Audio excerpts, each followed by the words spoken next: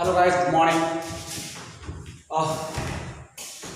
Matrices finish हो गया, पूरा हो गया कंप्लीट। जेई बेस के according JEE mains advance previous मैंने एक प्रैक्टिस है, एक एक्सरसाइज बेस्ड वीडियो भी डाला है, ठीक है ना, जिसमें मैंने क्या किया है, एडवांस लेवल के जो एडवांस जेई एडवांस के प्रीवियस ईयर के क्वेश्चन उनको डिस्कस किया है, ठीक है ना। 15 क्वेश्चन है, वो वीडियो मैं आपको प्रोवाइड करा दूंगा, ठीक है ना। अब देखो, अलजेब्रा का एक मोस्ट इंपोर्टेंट टॉपिक है प्रोबेबिलिटी, ठीक है ना, जिसका क्वेश्चन हर साल आता है, कोई नहीं रोक सकता, इसका क्वेश्चन आना ही आना है। प्रोबेबिलिटी बहुत इंपॉर्टेंट क्वेश्चन, बहुत इंपॉर्टेंट टॉपिक है। टॉपिक इजी होता है, इतना टफ नहीं है, ठीक है ना। बच्चों का हुआ बना होता है कि पीएनसी और प्रोबेबिलिटी बहुत टफ है। तुमने पीएनसी पढ़ा होगा, पीएनसी इतना टफ नहीं था, कहने को इतना बिल्कुल भी टफ नहीं था जितना सोच रखे हो, ठीक है ना। बिल्कुल इजी टॉपिक था, बहुत इजी टॉपिक था। बस तुम्हें सिर्फ कंसेप्ट समझ में आ जाए तो क्या हो जाएगा, पीएनसी समझ में आएगा। पीएनसी से रिलेटेड एक टॉपिक है प्रोबेबिलिटी, तो प्रोबेबिलिटी तो पहले अपन कुछ पढ़ने से पहले मैं तुमसे कुछ 2-4 बातें पूछूंगा, ठीक है ना। प्रोबेबिलिटी का आइडिया तुम्हें ऑलरेडी होगा, तुम प्रोबेबिलिटी 7th-8th क्लास से पढ़ते हो, ठीक है ना। 7th-8th क्लास में प्रोबेबिलिटी जानते हो कि हाँ भाई अपन अंदाजा कितना लगा सकते हैं, ठीक है ना। जैसे इंडिया पाकिस्तान का मैच है, तुम सोचते हो भाई इंडिया 60% जीतेगा जीतेगा, आप बोलते हो कि 90% जीतेगा जीतेगा, ठीक है ना। 90% मतलब आउट ऑफ कितने परसेंट, ओके, अंदाजा एक तरह से बोल सकते हैं हाँ भाई इतना मेरा सेक्शन बोला है कि हाँ इंडिया इतना परसेंट जीतेगा, ये तुम्हारा क्या प्रोबेबिलिटी अंदाजा एक तरह से ही बोल सकते हो, ठीक है ना। तो प्रोबेबिलिटी में कुछ 2-4 बातें, पहला बात करूंगा 2-4 देखो प्रोबेबिलिटी में क्या होता है, वर्डिंग को समझना। प्रोबेबिलिटी में सारा खेल किसका वर्डिंग का, एक पहले 1-2 क्लास वर्डिंग की होगी, ठीक है ना। एक तरह से मैं बोलूंगा नोमेनक्लेचर या फिर बेसिक डेफिनेशंस। तो पहले बेसिक डेफिनेशन को समझो, उसके बाद प्रोबेबिलिटी स्टार्ट करेंगे, तो पहले देखना some basic definition, some basic definitions, okay. और सम बेसिक डेफिनेशन में पहला आता है जिसको हम बोलते हैं एक्सपेरिमेंट, ओके। एक्सपेरिमेंट प्रोबेबिलिटी का मोस्ट इंपोर्टेंट वर्ड है एक्सपेरिमेंट। जिसको एक्सपेरिमेंट के बारे में पता है उसको प्रोबेबिलिटी निकाल सकता है, ठीक है ना। प्रोबेबिलिटी ना अपनी वर्डिंग को समझना है, वर्डिंग को समझना। कुछ वर्डिंग पीएनसी में थी, कुछ वर्डिंग यहां से लूंगा, ठीक है ना। तो वर्डिंग का अगर तुम्हें समझ में आ गया तो ऑलमोस्ट प्रोबेबिलिटी क्लियर हो जाए। उसके बाद तो क्या कंसेप्ट है, कंसेप्ट से पहले तो वर्डिंग ही नहीं आएगा तो कंसेप्ट कहां से आएगा, तो स्टार्ट करते हैं एक्सपेरिमेंट। अब क्या कर रहा है एक्सपेरिमेंट, देखो तुम्हें कुछ नहीं करना। देखो तुम केमिस्ट्री लैब में जाते हो, केमिस्ट्री या फिजिक्स जो भी है, ठीक है ना। तुम वहां पर ऑपरेशन करते हो, ठीक है ना, डिफरेंट पावर करते हो, ठीक है ना। जैसे किसी को बोल दिया वोल्ट मीटर का प्रैक्टिकल हो, किसी को बोल दिया टेस्ट ट्यूब का, मतलब जो भी तुम्हारा प्रैक्टिकल है, मुझे नहीं पता क्या होता है केमिस्ट्री लैब में, आई डोंट नो, जो भी है तुम्हारा, ठीक है ना, कि इसका कलर गुलाबी आना चाहिए, पिंक कलर आना चाहिए, पिंक कलर नहीं है, that means you are doing some errors, ठीक है ना। तो एरर्स मतलब यू फेल, ओके। और अगर तुम अच्छे से कर रहे हो मतलब पिंक का मतलब रिजल्ट तुम्हारा आएगा आइदर फेल और पास, ओके। तो यानी कि जो भी तुम ऑपरेशन कर रहे हो उसका तुम्हें रिजल्ट मिल जाए, तो ठीक है ना। तो उसमें लिखना एन ऑपरेशन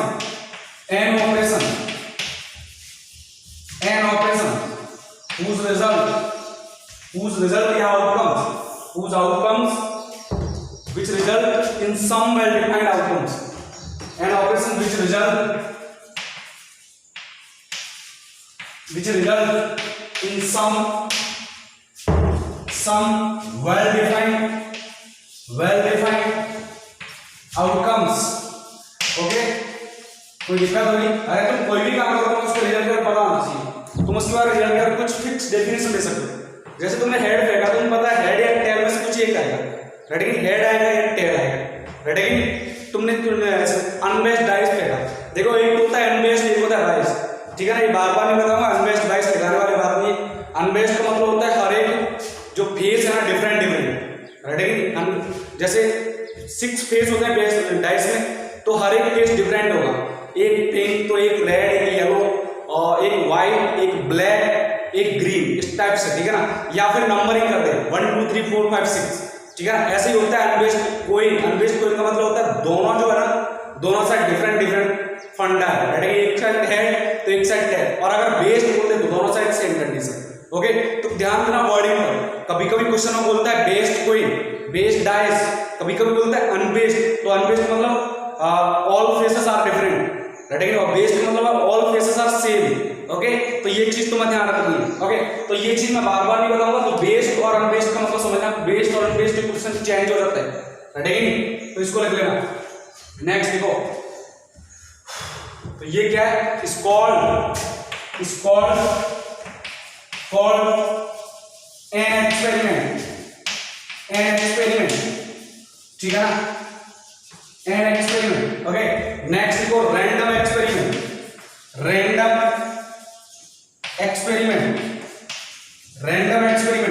देखो प्रोबेबिलिटी का सबसे मोस्ट इंपोर्टेंट पार्ट क्या है? Random experiment. हम जो प्रोबेबिलिटी के लिए क्वेश्चन करेंगे ना, वो हम रैंडम एक्सपेरिमेंट की बेस से करेंगे, नॉट एक्सपेरिमेंट और एक्सपेरिमेंट और रैंडम एक्सपेरिमेंट फर्क होता है, ठीक है ना? देखो कैसे प्रोबेबिलिटी, देखो एक क्वेश्चन क्या होता है, तुमने डाइस कहता, ठीक है ना? एक तो डाइस कौन सा? बेस्ड, और एक है अनबेस्ड।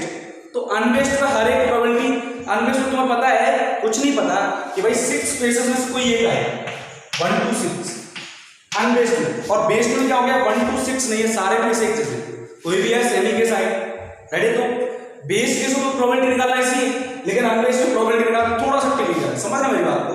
मैं क्या होगा, जैसे तुमने हेड टेल फेंका, कोई नहीं फेंका, हेड या टेल, रेडी? तुम्हें पता है हेड या टेल डिफरेंट आएगा कुछ दोनों बार, मतलब सम तुम ये नहीं बोल सकते टेल ही आएगा, या तो हेड भी हो सकता है, टेल भी हो सकता है। लेकिन अगर दोनों साइड हेड हो, मतलब बेस्ड कोई हो, हेड हो, तो तुम्हें पता है हेड ही आना है। तब तुम्हें बेस्ड मतलब तुम्हें पता है फिक्स कि इसका एक फेस ये आना ही आना है, राइट? तो उस केस में तो प्रोबेबिलिटी निकालना कोई बड़ी बात नहीं है। लेकिन अनबेस्ड आ जाए, तुम्हें उसके रिजल्ट के बारे में कुछ नहीं पता, तुम कितनी बार फेंक लो, you don't know about result, तुम्हें उसके बारे तुम प्रिडिक्ट कर सकते हो, हेड आ सकता है, टेल आ सकता है, राइट? चांसेस है। ओके, तो तुम बोलोगे कि हाँ भाई, कि हाँ ये जो फंडा है ना अनबेस्ड बेस्ड का, तो बेस्ड केस में तुम्हें क्या है? बेस्ड केस बोला होगा एक्सपेरिमेंट, बट अनबेस्ड केस वाला होगा रैंडम एक्सपेरिमेंट। रैंडम एक्सपेरिमेंट मतलब हो गया कि तुम कोई ऑपरेशन कर रहे हो, राइट है कि नहीं?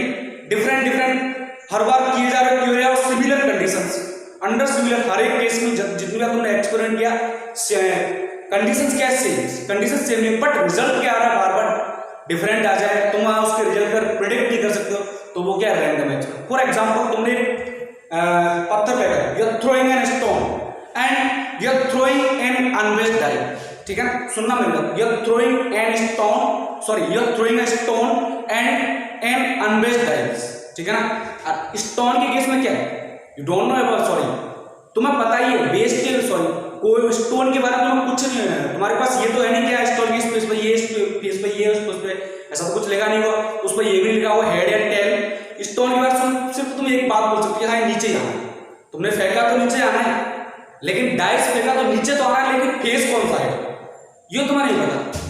स्टोन के केस में तुम डायरेक्ट बोल सकते हो हाँ नीचे आना ही आना है, लेकिन डाइस केस में तुम बोल सकते हो क्या कि कौन सा फेस आना है? तो डाइस वाला क्या है? Random experiment. ओके, समझना मेरी बात, डाइस वाला केस क्या है? रैंडम एक्सपेरिमेंट, ठीक है ना? तो रैंडम एक्सपेरिमेंट केस में लिखना, इसको मैं रफ कर देता हूं यहां से ऊपर से, थोड़ा स्पेस कम कर रहा है। अब ये तुम्हारा हेडिंग समझ में आ गया होगा, टॉपिक स्टार्ट हो चुका है, वेरी इंपोर्टेंट। तो मैं ये बोलूंगा वीडियो को लास्ट तक देखो, और दूसरी बात ये है कि इसके वीडियो पेंडिंग में कभी ना छोड़े, जिसने इसकी वीडियो पेंडिंग में छोड़ने गलती की, समझ लो उसने बोला कि आ बैल मुझे मार, यहाँ पर अपना पैर कुल्हाड़ी पर रख दिया, ठीक है ना? हाँ जी, तो टॉपिक ऐसे है, लेकिन इजी तब तक है जब तक तुम इसके साथ सिंसियर रहोगे, ऑनेस्ट रहोगे, otherwise topic will be very difficult. Okay, इसका एक वर्ड भी अपने आप में मीनिंग रखता है, एक्सपेरिमेंट भी अपने आप मीनिंग रखता है, रैंडम वर्ड भी अपने आप में मीनिंग रखता है, ठीक है ना? इसलिए मैं बोल रहा हूँ कि सारे वीडियो को लास्ट तक, हर एक वीडियो को ऑन टाइम पे देखें। अगर इसको लीव छोड़ दिया पेंडिंग में, तो तुम्हें लीव पीछे छोड़ देगा, इस बात का ध्यान रखो। लिखना रैंडम एक्सपेरिमेंट, एन एक्सपेरिमेंट इसकी डेफिनेशन है, an experiment whose outcome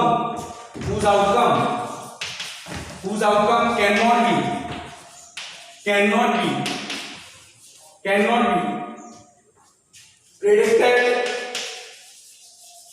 predicted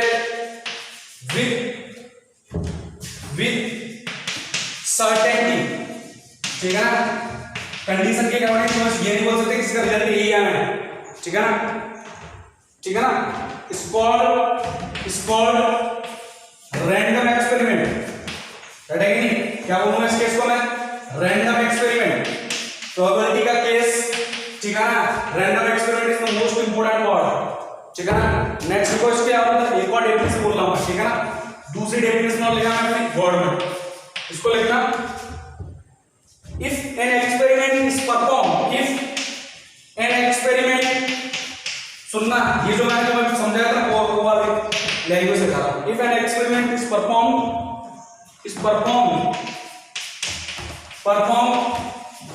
many times under similar conditions,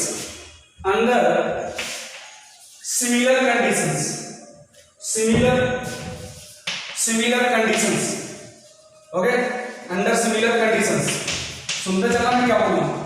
condition क्या है, तुम एक कॉइन को बार बार फेंक रहे हो लेकिन कंडीशन सेम ही है, लेकिन कुछ नहीं चेंज करना, ठीक है, ठीक है ना। And each time outcome is not same, and each time outcome is not same, okay, is not same, then the experiment is called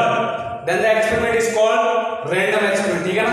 क्या बोलूंगा उसको मैं, रैंडम एक्सपेरिमेंट। अरे कोई नहीं फेंक रहे हो तुमने, चारों को फेंका कि चारों बार हेड आ सकता है, पॉसिबल है क्या, आ सकता है, इसमें कोई डाउट नहीं है, राइट नहीं, लेकिन डिफरेंट आ गया तो उस केस में तुम बोलोगे वो क्या है, रैंडम एक्सपेरिमेंट, ओके, ठीक है ना। नेक्स्ट जिसमें लिखना फॉर एग्जांपल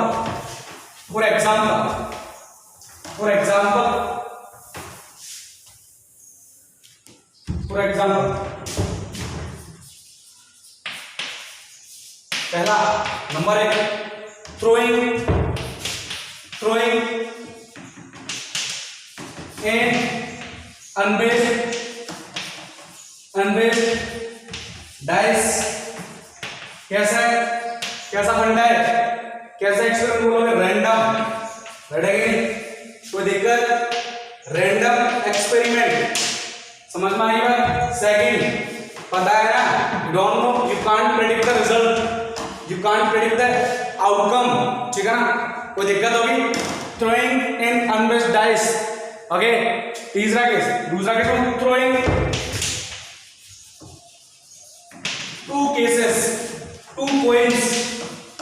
टू कोइंस देखना। जब कोइन बोलते हैं ना तो कौन सा कोइन मैंने एज्यूम करना, दोनों अनबेस्ड है, ठीक है ना, दोनों कैसे अनबेस्ड, ओके, रहेगी। लेकिन अगर कोइन डाइस बोलेगा, डाइस ओनली डाइस बोलता है, तब भी कैसा है, अनबेस्ड। जब तक बेस्ड ना बोले तब तक बेस्ड नहीं होता, अनबेस्ड होता है, ठीक है। थ्रोइंग टू कोइंस या फिर थ्रोइंग अ कोइन, ऐसे लिखो, थ्रोइंग अ कोइन 3 टाइम्स, कैसा है, रैंडम एक्सपेरिमेंट है क्या। अरे तीनों टाइम तो पता है रिजल्ट क्या है, अगर एक बार हेड आ गया दूसरे टेल आ सकता है, हेड भी आ सकता है, एनीथिंग इज पॉसिबल, ठीक है। थर्ड थ्रोइंग अ स्टोन, भैया क्या है ये, तुम बोलोगे नॉट अ रैंडम एक्सपेरिमेंट, ठीक है ना, not a random experiment, random experiment, इधर क्लियर, ये रैंडम एक्सपेरिमेंट नहीं है, ठीक है ना, कोई दिक्कत होगी, एक्सेट्रा बहुत सारे केस आएंगे, ठीक है ना, समझ में आ गई होगी बात। तो ये चीज नोटिस कर लो, ये वर्डिंग बहुत इंपॉर्टेंट चीज है, आगे चलते हैं, ठीक है ना। एक दो क्लासेस में थोड़ा झेलना पड़ेगा, तो पूरा थ्योरेटिकल पार्ट है, कुछ भी एग्जाम का कुछ क्वेश्चन नहीं, और थ्योरेटिकल पार्ट से थोड़ा झेलना नहीं है, तो समझना भी है, तो जिसको थ्योरेटिकल पार्ट समझ में आ गया ना, उसके लिए कोई दिक्कत वाली बात नहीं है, उसका आगे से आगे क्वेश्चन कर देगा, क्वेश्चन बहुत इंपॉर्टेंट होगा इसके, ठीक है ना। नेक्स्ट देखो सैंपल स्पेस तो कुछ नहीं है, तुम जानते हो ऑलरेडी, सैंपल स्पेस तुम ऑलरेडी पढ़ चुके हो। कोई तुमने रैंडम एक्सपेरिमेंट किया, तुमने एक कोइन 3 बार फेंका, तो उसके टोटल पॉसिबल आउटकम्स कितने, किसी एक्सपेरिमेंट के एक्चुअली रैंडम एक्सपेरिमेंट जिसके रिजल्ट का तुम्हें नहीं पता, किसी रैंडम एक्सपेरिमेंट के टोटल पॉसिबल आउटकम्स क्या है, उसके कंप्लीट आउटकम्स का सेट बना दो, तो उसको बोलता हूं मैं सैंपल स्पेस, ठीक है ना। तो यहां पर लिखना total possible outcomes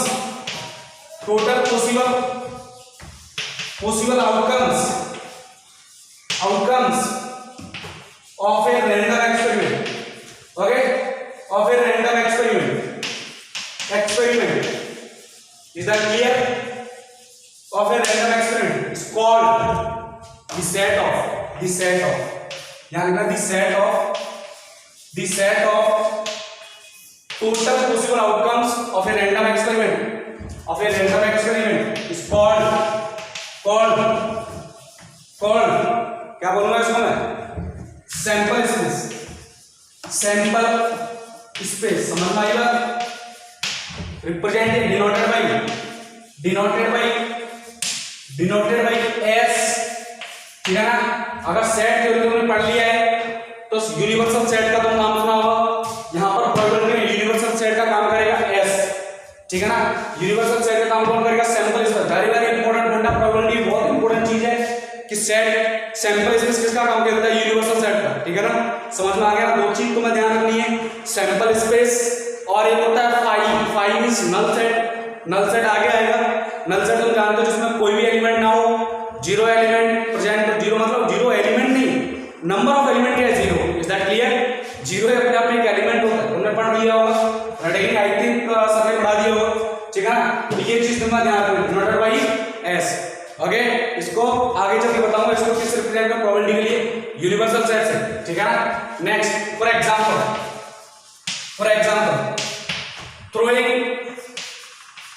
throwing three coins तीन कोइन फेंके मतलब इसका हेड और टेल मुझे नहीं पता तो सैंपल स्पेस क्या है एस मैक्सिमम पॉसिबल आउटकम हो सकता है तीनों के तीनों पॉइंट पर हेड आ जाए ठीक है ना रिजल्ट के बारे में अंदाजा लगा सकता हूं बट मुझे रिजल्ट पता नहीं है इसलिए मैं क्या बोल रहा हूं रैंडम एक्सपेरिमेंट हो सकता है एक पर हेड दो पर हेड एक पर टेल इसके भी पता है कैसे तीन केस पॉसिबल है कैसे दो पर स्टार्टिंग में दो पॉइंट पे हेड उसके बाद थर्ड पे क्या आएगा टेल आ गया हो सकता है पहले पर हेड आए सेकंड पे टेल थर्ड पे हेड हो सकता है फर्स्ट पे टेल और सेकंड थर्ड पे हेड आ जाए रेडी ये भी केस पॉसिबल है फर्स्ट पे हेड लास्ट के दो केस पे टेल आ जाए फर्स्ट पे टेल सेकंड पे हेड टेल आ जाए रेडी टेल हेड आ जाए रेडी और क्या पॉसिबल लास्ट केस ये भी तो पॉसिबल तीनों पे हेड आ जाए और कोई पॉसिबल आउटकम है क्या not possible outcome other outcomes are not possible ठीक है ना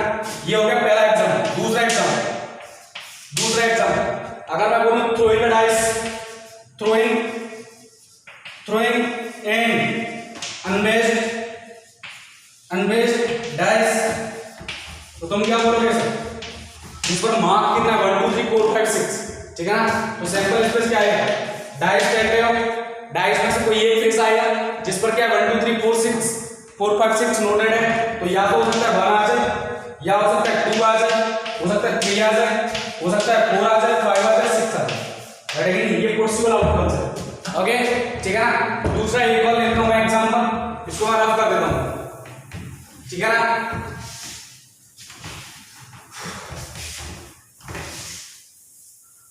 ठीक है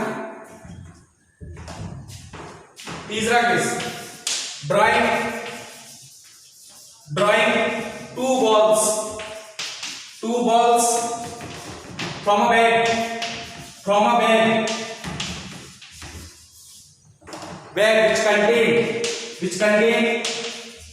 which contain two red and three black balls very important point है ध्यान रखना हर एक एग्जांपल माइंड रखते हैं इसके में एग्जांपल से ज्यादा एक्सपेरिमेंट कर ज्यादा तुम्हें क्लियर समझ में आएगा दो बॉल निकालनी फंडा के सैंपल स्पेस देखो कैसे निकालूंगा देखते चलना हो सकता है दोनों की दोनों रेड आ जाए तो रेड पर मैंने बोल दिया आपको मारना दो बॉल निकालनी ठीक है ना समझ में आ गया दोनों की दोनों रेड आ जाए हो सकता है एक रेड हो ठीक है ना और रेड के साथ क्या है ब्लैक कितनी तीन तो ब्लैक फर्स्ट वाली आ जाए हो सकता है फर्स्ट वाली रेड के साथ सेकंड वाली ब्लैक आ जाए समझते चल रहा हो सकता है फर्स्ट वाली रेड के साथ थर्ड वाली ब्लैक आ जाए हो सकता है कि नहीं पॉसिबल आउटकम है सर R1 के साथ क्यों R2 के साथ क्यों हो सकता है तुम क्या बोलोगे सर हो सकता है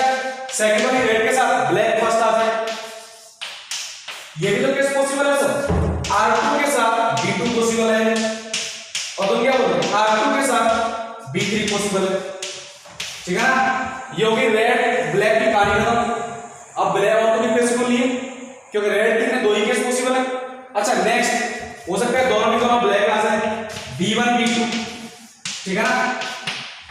हो सकता है दो ब्लैक ऐसे आ जाए B1 B3, राइट। हो सकता है ऐसे आ जाए B2 B3 और कोई केस पॉसिबल नहीं है, क्योंकि दो ही दो बल निकाल लिए। ये तुम्हारे क्या है टोटल पॉसिबल आउटकम। तो ये पूरा सेट हो गया, राइट। ये पूरा सेट हो गया, तो फटाफट से नोट कर लो सैंपल स्पेस को। Sample space is the very most important फंडा ऑफ द प्रोबेबिलिटी केस, ठीक है ना।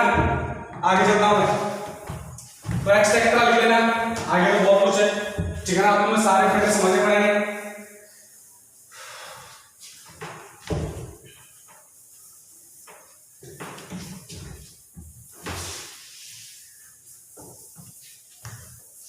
नेक्स्ट देखो, सैंपल स्पेस में समझ में आ गया होगा, ठीक है ना, कुछ भी नहीं है।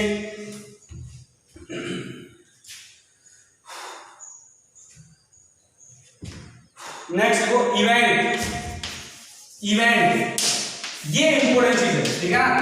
कभी भी कोई प्रोबेबिलिटी निकाली जाती है तो हमेशा इवेंट की निकाली जाती है, not a sample space, not an experiment, ठीक है ना। प्रोबेबिलिटी किसकी निकाली जाती है, इवेंट की। तो सबसे पहले चीज क्या है, इंपॉर्टेंट चीज क्या है, प्रोबेबिलिटी। प्रोबेबिलिटी के लिए इवेंट, इवेंट को समझना पड़ेगा, ठीक है। कोई दिक्कत है, इवेंट को समझ में आ गया, इवेंट के बारे में समझ लिया तुमने, ठीक है ना। उसके बाद जो तुम एक्सपेरिमेंट कर रहे हो, रैंडम एक्सपेरिमेंट किया, उसका सैंपल स्पेस क्या है, ये चीज समझ में आ गई तो तुम प्रोबेबिलिटी इजीली निकालोगे, राइट। जिसने इस चीज को समझ लिया ना, उसके लिए प्रोबेबिलिटी फिर कोई बड़ी बात नहीं, ओके। समझना मेरी बात। तो प्रोबेबिलिटी इवेंट लिखना, consider experiment of tossing at 2 point.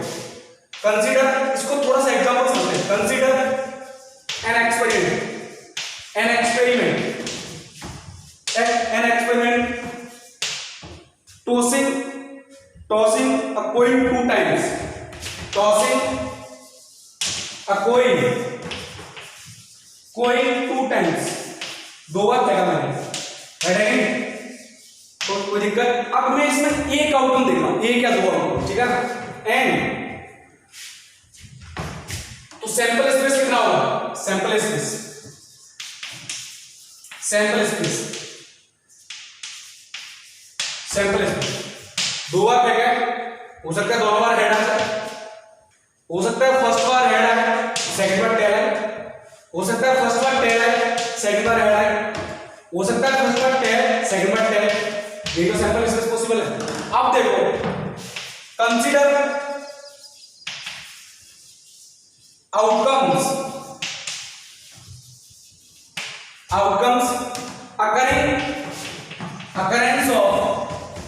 occurrence of at least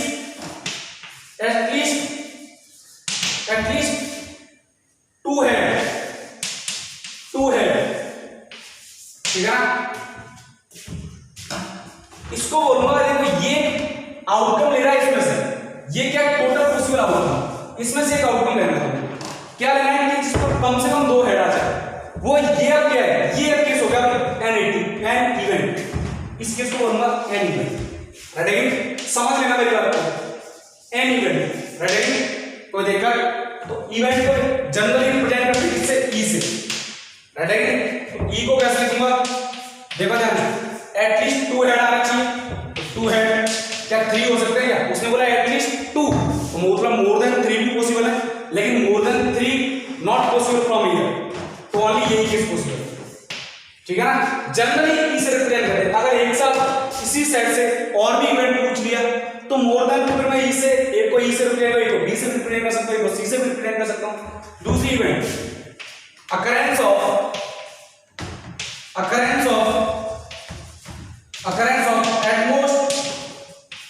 at most 2 tails, समझ लेना, occurrence of at most 2 tails, ठीक है ना।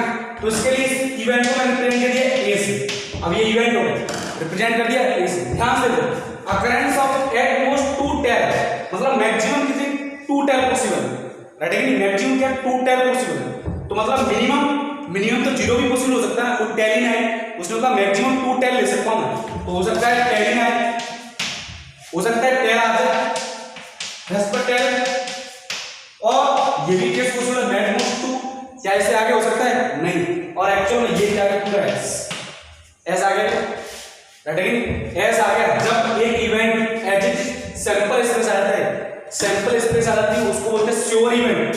क्या बोलते हैं, श्योर इवेंट, राइट है कि इसको बोलते हैं श्योर इवेंट। थोड़ा सा और समझ लेना, बी इवेंट है, इवेंट बी, सुनना मैं क्या बोलूं, event B occurrence OCCURENC occurrence at least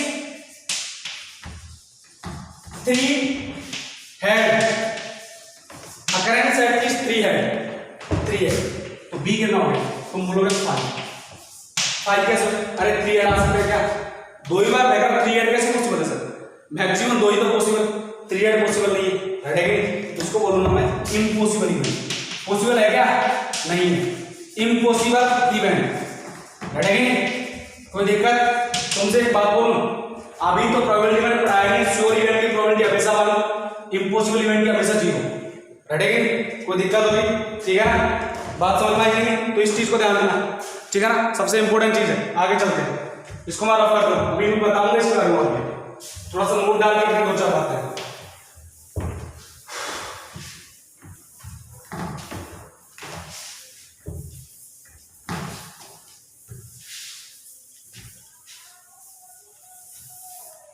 लिखो नेक्स्ट 2-4 बात बोलना इसमें क्या क्या,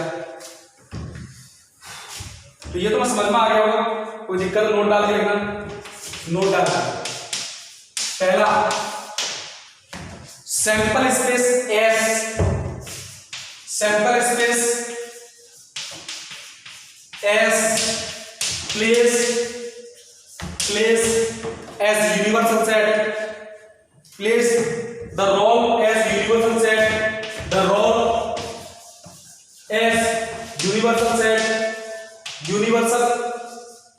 set for all problems, मैंने पहले ही बोला था किस चीज का ध्यान रखना, all problems, रहेगी ध्यान रखोगे ना, नेक्स्ट स्टेज सेकंड, अच्छा हर एक इवेंट को मैं समझा, हर एक इवेंट को मैं कहां से लेकर सैंपल स्पेस से, तो एक बात बताओ, क्या इवेंट सैंपल स्पेस का सबसेट होगी, डेफिनेटली बात है, each and every event is the subset of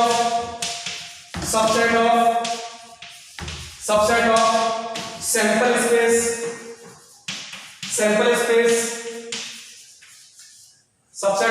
space of a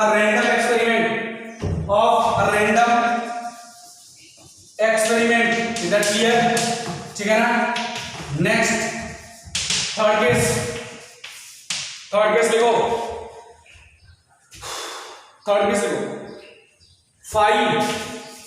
five मतलब नल सेट हो गए, 5 मतलब नल सेट हमेशा हर एक सेट का क्या होता है, subset is also subset of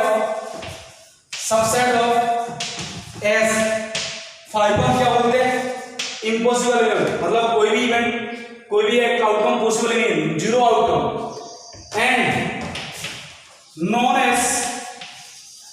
as impossible event, ठीक है, impossible event, is that clear, ठीक है ना, इम्पॉसिबल इवेंट, नेक्स्ट 4 एस मतलब खुद सैंपल स्पेस की बात कर रहा है, सैंपल स्पेस मतलब जो भी इवेंट थे सारे के सारे, जो भी तुम्हारे इवेंट है उसके टोटल आउटकम के आगे एस, राइट है नहीं, और हर एक सेट खुद का सबसेट होता है, राइट है नहीं, कोई दिक्कत, तो यहां पर इसको बोलूंगा, इस इवेंट को बोलूंगा मैं श्योर इवेंट, इस आल्सो याद रखना, इस आल्सो पहले लिखना है, इज आल्सो सबसेट ऑफ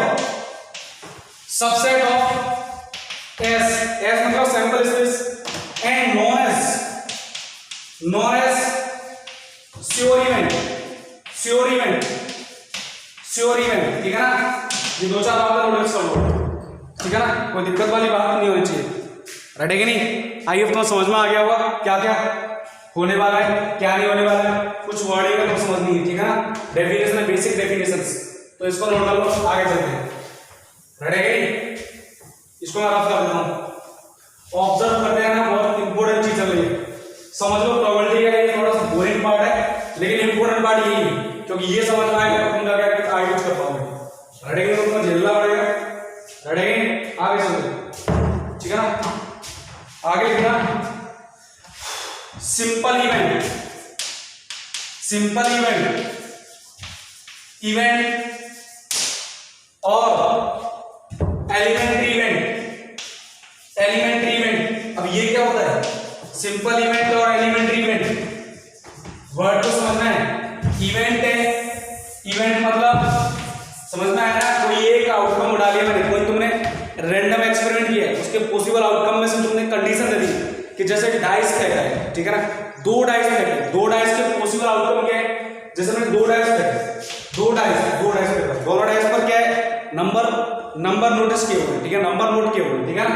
तो टोटल पॉसिबल आउटकम क्या होगा? देखो, हो सकता है दोनों का 1 1 आ जाए, हो सकता है 1 पर 1 1 पर 2, हो सकता है 1 पर 1 1 पर 3, अप टू कहां तक? 1 to 6, राइट है?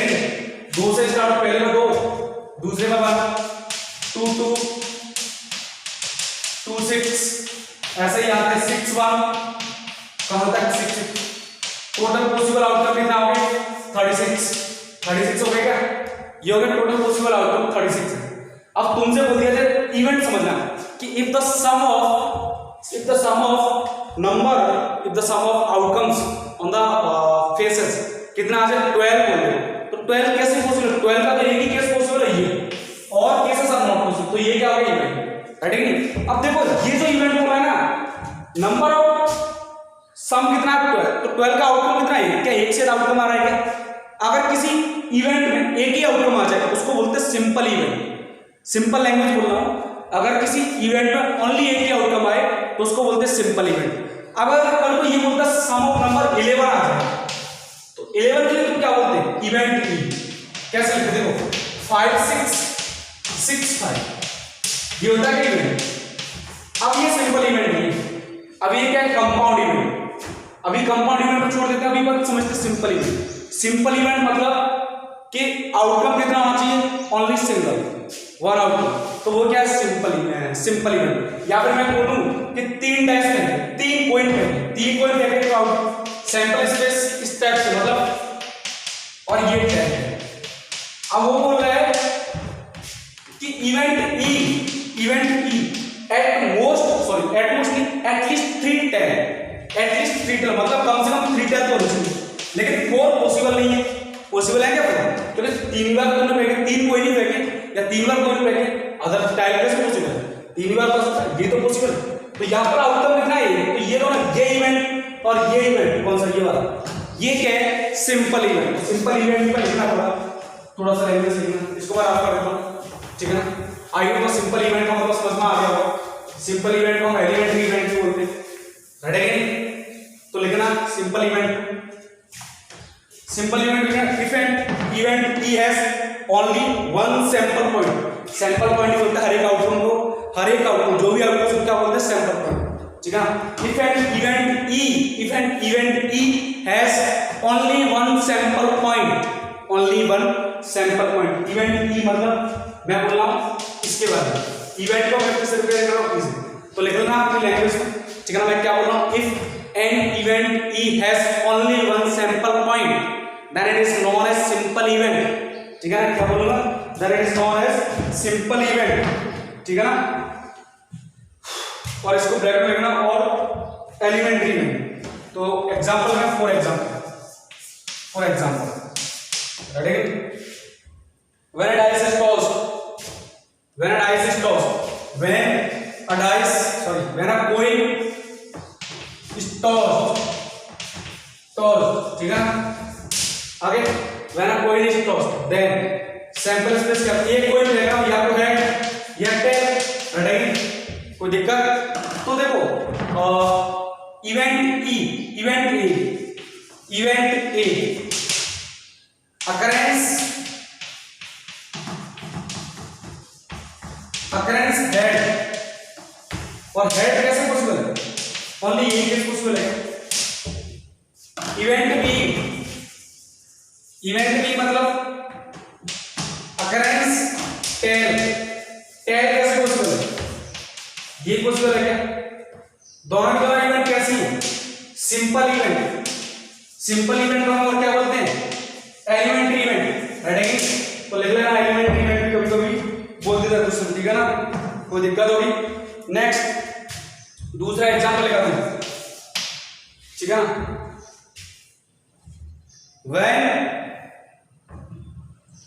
when a dice is thrown, oh my god, when two unbased dice thrown, ठीक है ना, ऐसे मिलेगा।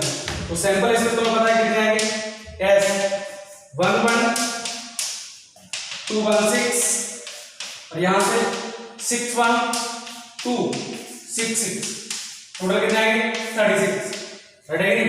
और मैं पूछ लूं इवेंट ए सम ऑफ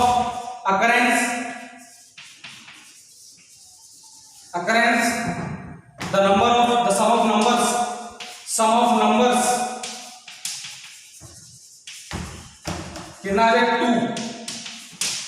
2 आ जाए, तो इसका तो ओनली एक case possible, only 1,1, otherwise not possible. बाकी सब पे मोर देन 1 आएगा और लेस देन 12 आएगा, ठीक है ना। तो ये क्या है, सिंपल इवेंट, ठीक है ना, इसको नोट कर लेते। तो सिंपल इवेंट तो समझ में आ गया। नेक्स्ट कितना, compound event oblique mixed event, compound event oblique mixed event, compound event oblique mixed event,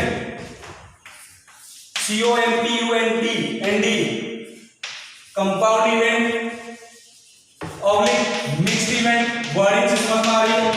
sample point क्या हो गया, sample point of a sample space more than 1, then the event is known as compound event, mixed event, ठीक है ना। कोई दिक्कत तो ये लैंग्वेज में लिख लेना, the event in which the sample point are more than 1 of a sample space, then it is known as, क्या बोलूं मैं, compound event, right है। तो लिख लेना, if the event has more than 1 sample point of a sample space, then it is called compound event oblique mixed event। इसको composite event भी बोलते हैं, क्या बोलते हैं, कंपोजिट इवेंट, ठीक है ना। तो कल को कंपोजिट इवेंट भी बोलते, तो डरना मत, कंपोजिट इवेंट भी क्या इसी का नाम है। तो इसका लिख लेना साइड में, composite event, COMPOSITE, composite event, ready. तो डेफिनेशन तुमने लिख लिया होगा, if the sample point are more than one of a sample space, then the event is known as compound event oblique mixed event। तो लिख लेना इसको, ठीक है ना, इन योर नोटबुक, ठीक है ना। तो मैं लैंग्वेज नहीं लिखा रहा, तुम लिख लेना, ठीक है ना, जो भी पढ़ेंगे मैंने बोला, बहुत इंपॉर्टेंट चीज है, राइट। कोई दिक्कत है तो इसके लिए एग्जांपल लिखा, फॉर एग्जांपल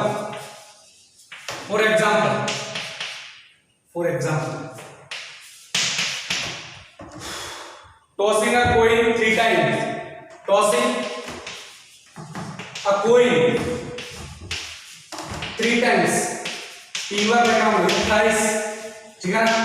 तो पता है इसके सैंपल स्पेस क्या है, सैंपल स्पेस लिखना मेरे पास, सैंपल स्पेस क्या है तुम बता सकते हो ना, हेड टेल,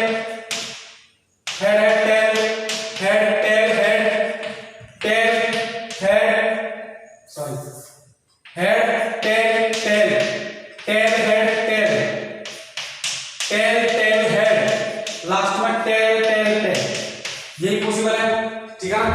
अब लिखो, देखो इवेंट लिख रहा हूं मैं 2 3, एक लिख रहा हूं event E, exactly one head appeared, exactly one head appeared, सुनते चलना। दूसरा केस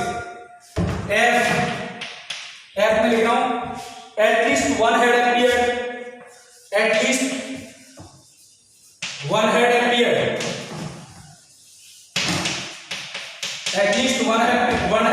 समझते चलो, बहुत सिंपल लैंग्वेज है। और एक तीसरी इवेंट लिख रहा हूं जी, at most one head appear,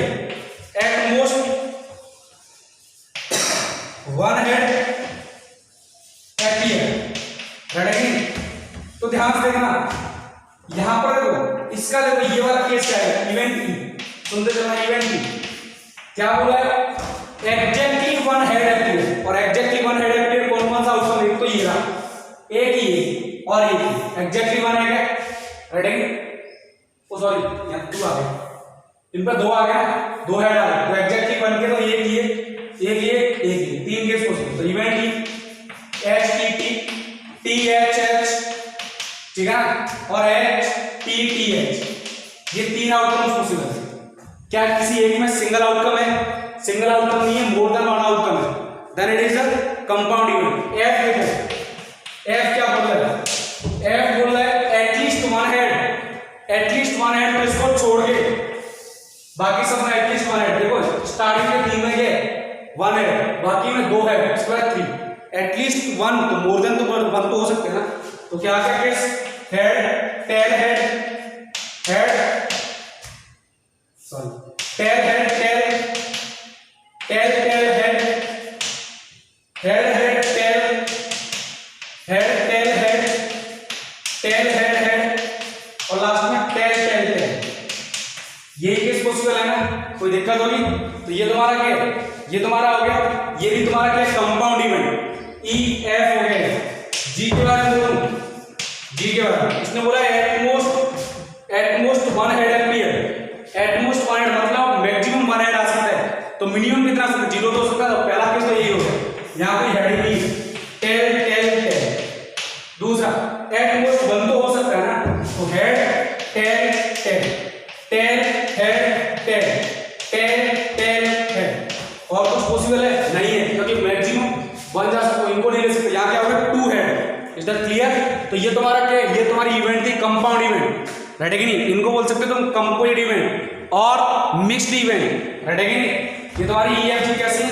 compound event और मिक्स्ड इवेंट और कंपोजिट इवेंट, राइट है कि नहीं? नेक्स्ट आ जाओ,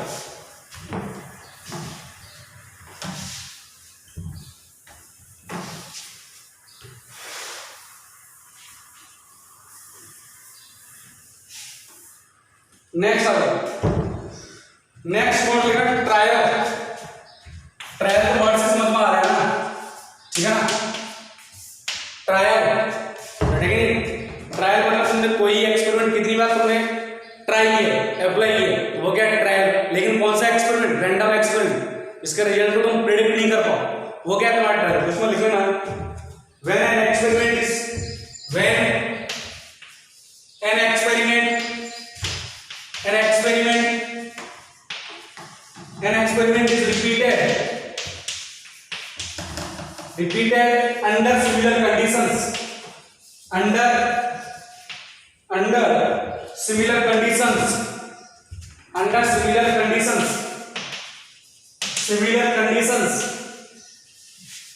ठीक है ना? and it does not give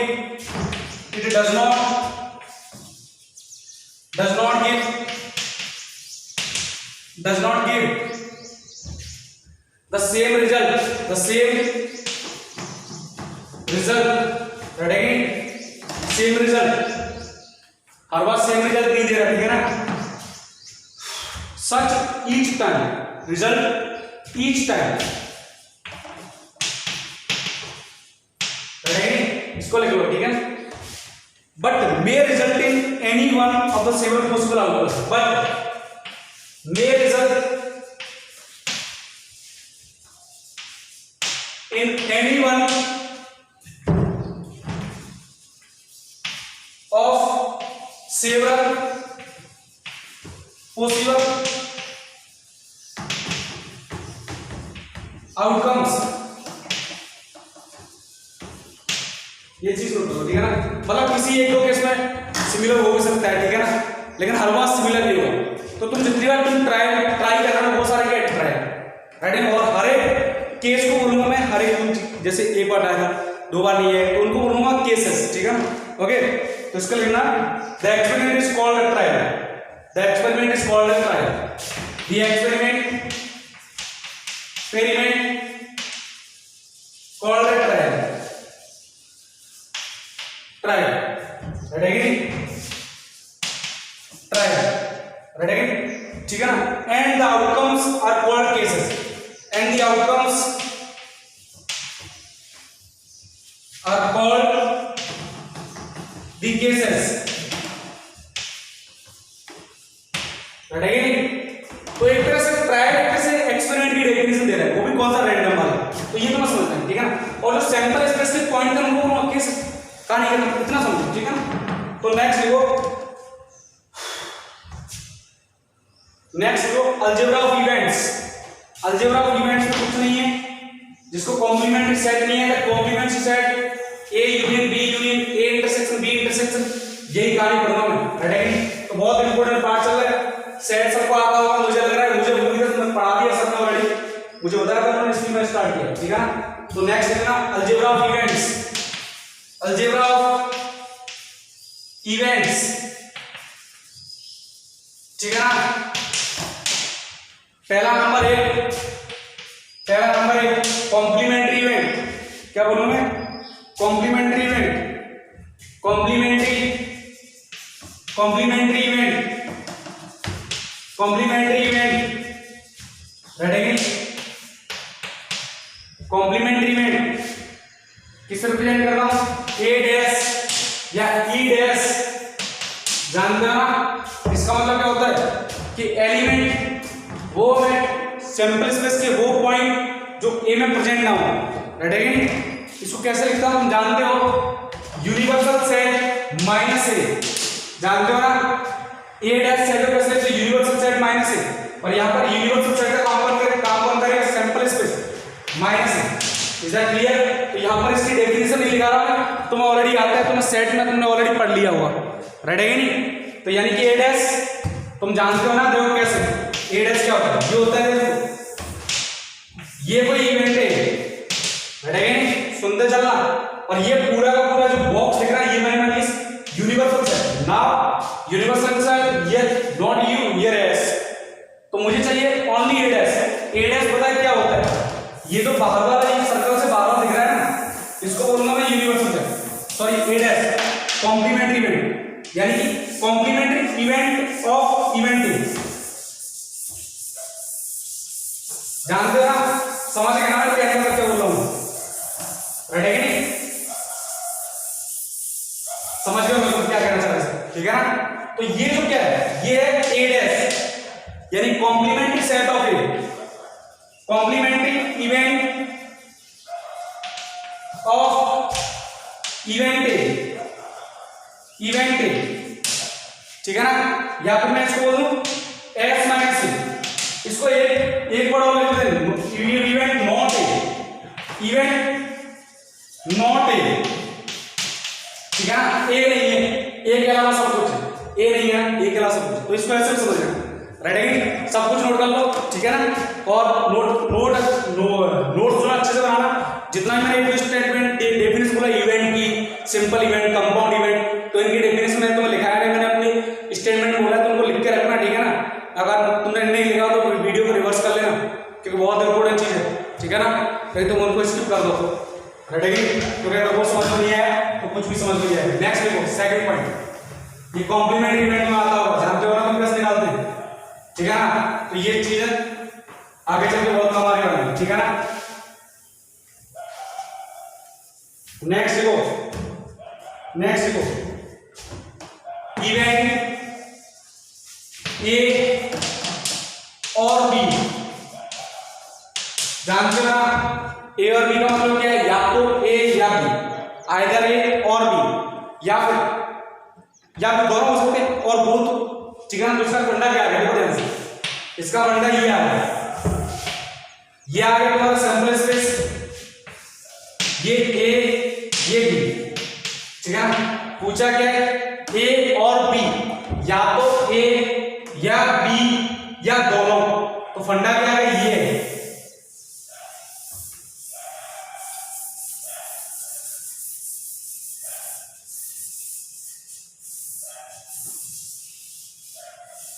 तुम्हें इवेंट आना चाहिए, तुमसे कल को पूछ लिया जाए कि इवेंट ए कुछ दे दे, इवेंट कुछ बी कुछ और बोल दे, ठीक है ना। इवेंट ए कुछ और बोल दे, इवेंट कुछ बी कुछ और बोल दे, और प्रोबेबिलिटी पूछ ले इवेंट ए और बी की, इवेंट ए और बी मतलब इवेंट इसको बोलता हूं मैं, इसको तुम जानते हो क्या बोलते हैं, ए यूनियन बी, राइट है कि कोई बुराई वाली बात नहीं है, ठीक है ना, समझ में आ गई बात, राइट है कि। तीसरा केस इसका तुम जानते हो ना, ठीक है ना, इसकी प्रोबेबिलिटी पूछ ले तो पहले तो तुम ए और बी के बारे में इंफॉर्मेशन होनी चाहिए। तीसरा चौथा केस पूछ ले, इवेंट ए एंड बी, देखो भैया पहले साइन क्या था और, अब क्या है एंड, ए एंड बी दोनों का कॉमन पार्ट समझना, ठीक है ना। थर्ड केस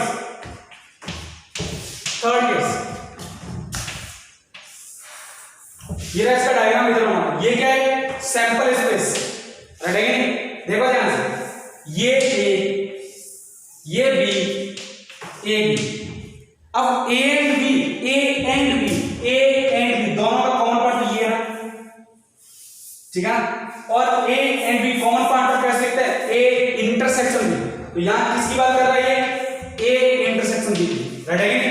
तो ये तुम समझ में आ गया, ये इंटरसेक्शन बी सेट तुम ऑलरेडी पढ़ रखे हो, रटेंगे, कोई दिक्कत वाली बात। फोर्थ केस, फिफ्थ केस समझना, यहीं पर लिखा है, ठीक है। ये होगा थर्ड केस, कौन सा होगा फोर्थ केस। फिफ्थ केस में तुम्हें समझाता हूं, अगर मैंने बोल दिया event A but not B, ठीक है ना, event A but not B, समझो मेरी बात को। देखो ये क्या सैंपल स्पेस, इसका डायग्राम इधर बना रहा हूं, ये देखो ए है, ये बी है, इवेंट ए चाहिए लेकिन बी नहीं चाहिए, बी का जितना भी पार्ट है उसको भी हटा दो। ए चाहिए बट बी नहीं चाहिए, बी का पार्ट कुछ भी नहीं होना चाहिए, तो ये तो सिर्फ ये वाला पार्ट बच गया, ठीक है ना।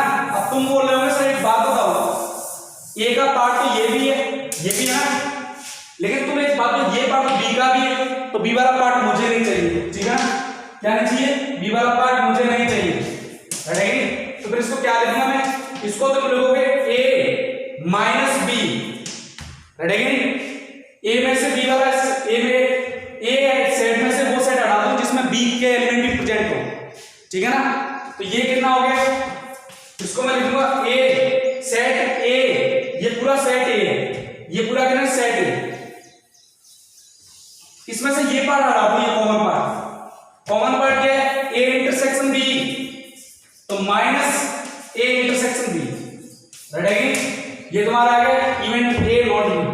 कल को कोई बोल ले event B but not B, इसका देखो बी केस लगा रहा हूं, पहला केस क्या है वो, इवेंट